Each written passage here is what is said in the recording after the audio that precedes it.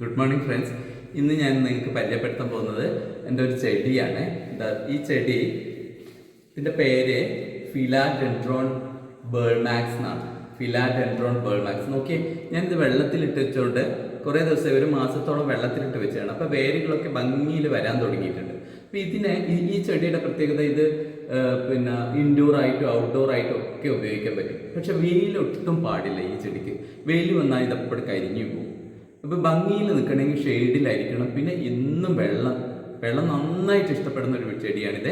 ഇതിന് വെള്ളം ഒഴുക്കി കൊടുക്കണം, എന്നാൽ മാത്രമേ ഇത് ഭംഗിയിൽ നിൽക്കുള്ളൂ. അപ്പോൾ ഞാനിത് ഇൻഡോർ ആയിട്ട് ഉപയോഗിക്കുമ്പോൾ ഇതെന്ത് ചെയ്യാണ്, വെള്ളത്തിൽ തന്നെയായിട്ട് വെക്കുന്നത്. അധികം ഗ്രോത്ത് ഉണ്ടാവില്ല എന്നൊരു പ്രശ്നമുണ്ട്. ഗ്രോത്ത് ഇല്ലെങ്കിലും നമുക്കിത് നല്ല ഭംഗിയിൽ കാണാൻ പറ്റും.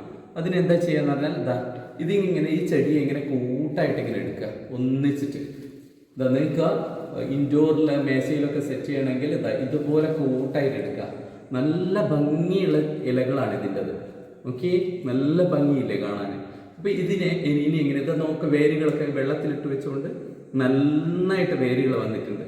നോക്കി എന്ത് ഭംഗിയുണ്ട് കാണാൻ വേരുകൾ. നോക്കുക. അപ്പോൾ ഇതിന് ഇതുപോലൊരു പോട്ട് എടുക്കുക. ഓക്കെ, ഞാൻ എന്നിട്ട് മാർബിൾ കല്ലുകൾ എടുത്ത് വെച്ചിട്ടുണ്ട്. ഈ മാർബിൾ കല്ലുകളാണ് ഇത് സെറ്റ് ചെയ്യാൻ വേണ്ടത്.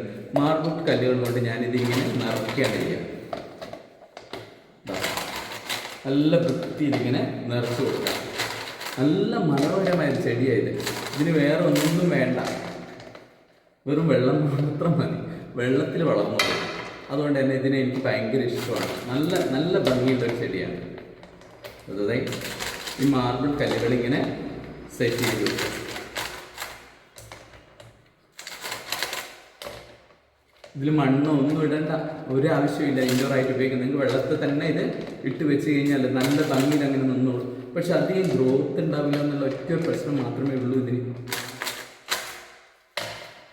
നിങ്ങൾക്ക് വലിയ പോട്ടുകളിൽ ഇത് ഗ്രോത്തൊക്കെ വേണമെന്ന് വിചാരിക്കുന്നവർക്ക് വലിയ പോട്ടുകളിൽ ഇത് സെറ്റ് ചെയ്യാൻ പറ്റും.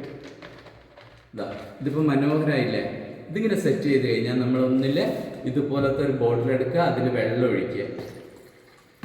ഓക്കെ, ഇതുപോലത്തെ ഒരു പോട്ട് എടുക്കുക, ഇതിൻ്റെ സൈഡായിട്ട് നിങ്ങൾക്ക് കിട്ടും.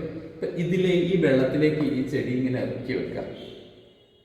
ഓക്കെ, ഈ വെള്ളത്തിലേക്ക് ഈ ചെടിയെ ഇറക്കി വെക്കുക. നിറയെ വെള്ളമാണ്. അപ്പോൾ ഇറക്കി വെക്കുമ്പോൾ ഇനി ഒന്നും വേണ്ട, ഇതിങ്ങനെ നിന്നോളൂ. എത്ര കാലം വേണ്ട, വേരുകളൊക്കെ നല്ല ഭംഗിയിൽ വന്നോളൂ. ഇപ്പം നോക്കിയാൽ നല്ല ഭംഗിയില്ല ഇത് കാണാൻ. എന്ത് ഭംഗിയുള്ള ചെടിയാണ്. ഇതിൻ്റെ പേര് ഫിലാഡെൻഡ്രോൺ ബേൾമാക്സ്. അപ്പോൾ ഫിലാഡെൻഡ്രോൺ ബേൾമാക്സിനെ എങ്ങനെയാണ് പ്രൊട്ടക്ട് ചെയ്യേണ്ടത്, എങ്ങനെയാണ് നമ്മുടെ ഇൻഡോർ പ്ലാന്റ് ആയിട്ട് ഉപയോഗിക്കുക എന്ന് എല്ലാവർക്കും മനസ്സിലായല്ലോ.